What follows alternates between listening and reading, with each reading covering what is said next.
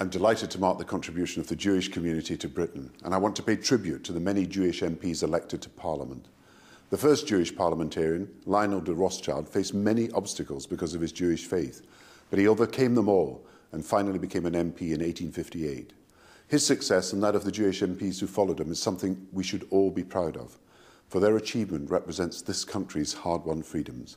I commend this film for bringing such an inspiring story to a wider audience.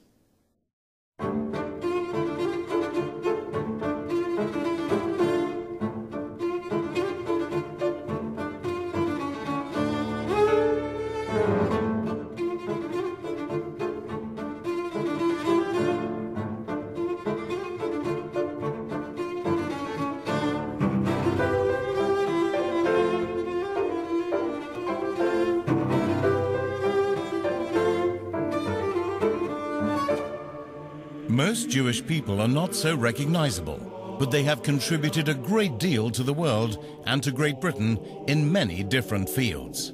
Every week, British Jews pledge allegiance to the Crown. He who gives salvation to kings and dominion unto princes, may he bless our sovereign lady, Queen Elizabeth, Philip, Duke of Edinburgh. And the Jewish contribution to the British government has also been exemplary. This programme celebrates the service shown by British Jews to Her Majesty's Parliament.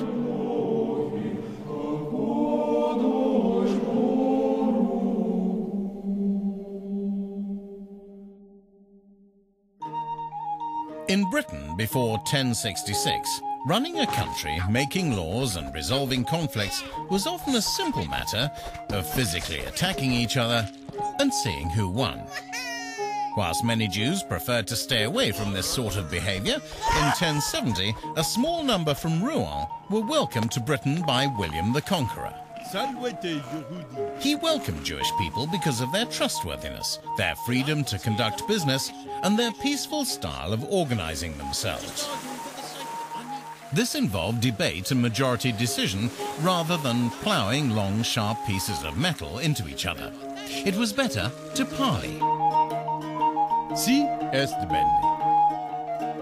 Parlez-vous English, Your Majesty?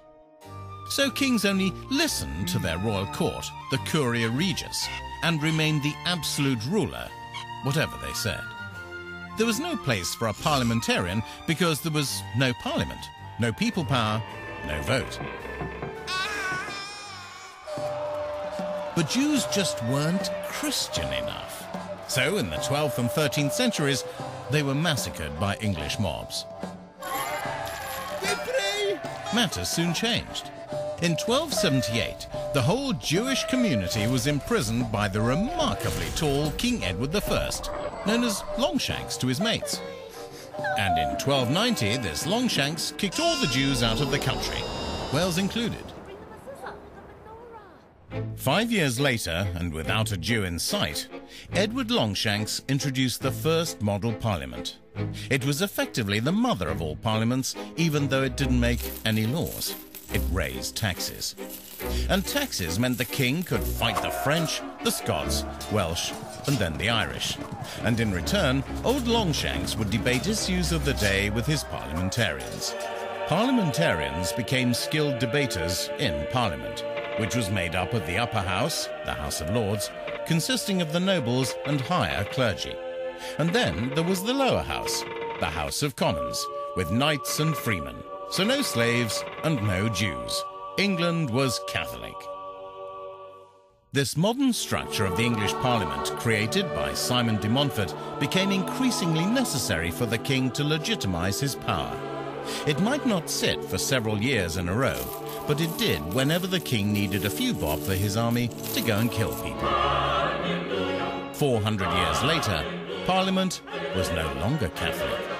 It was Protestant, and realised it too could raise an army. Parliament's army, known as the Roundheads, fought King Charles's army in the English Civil War. Parliament won, and replaced the king as the supreme power in England. Revenge will be mine! Cutting off the king's head made doubly sure of this. Oliver Cromwell became the Lord Protector and abolished the House of Lords. So he was now the head of state, since the king had lost his. In 1656, Cromwell received the humble petition of the Hebrews from Rabbi Manasseh ben Israel. Cromwell agreed that Jewish people should not be harassed if they came back to England. And after all this fuss and bother, Cromwell died, and both the House of Lords and the monarchy were restored in 1660. Thanks to the new King Charles, Jews were now officially allowed to live in England. For no related reason, members of the House of Commons became known as MPs for the first time. They were required to swear the oath of abjuration, which is a bit like allegiance, on the true faith of a Christian, using the New Testament. This kept members of the Church of England in, and Catholics and dissenters out. It also kept the Jews out. Politics was not a career option for religious Jews anyway, because voting in the Commons could be on a Saturday, and this was the Holy Sabbath, a day of resting, not voting, and it still is. The Oaths Bill was much debated in the 1750s, but ugly lies arose. It was said that Jews wanted to ban ham and bacon, for example. Anti-Jewish mobs took to the streets. The Oaths Bill and the Jewish Naturalization Act of 1753, allowing Jews more rights, failed. In 1800, an English Jew saved the life of King George III at Drury Lane Theatre. A gun was fired point blank at His Majesty, but David Dyke struck the assassin's arm and the bullets missed. Hurrah! Read all about it, Catholic MPs! In 1829, Catholics were emancipated. Mazel tov. Whatever next? But Jewish emancipation was stopped by the Lords.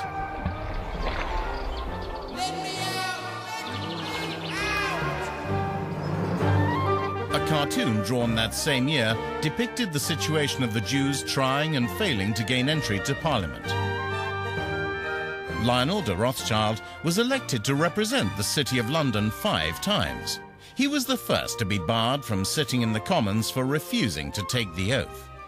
David Salomons was elected MP for Greenwich in 1851, but because he refused to take the oath, he too was removed from the House. Being thrown into a well was no longer an option.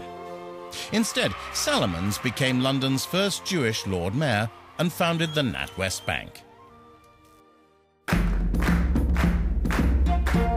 In the early 19th century, chamber pots were being rapidly replaced by flush water closets, but the sewage system couldn't cope. Cholera was widespread, and by 1858, 200,000 cesspits were pouring raw sewage into the Thames. The dry, hot summer that year was called the Great Stink. The atmosphere inside the Houses of Parliament was oppressive. A full house would be over 600 MPs, but only about 100 turned up for the Oaths Bill, which would allow British citizens who happened to be Jewish to sit as MPs. This momentous resolution was finally passed by a mere 69 votes to 37.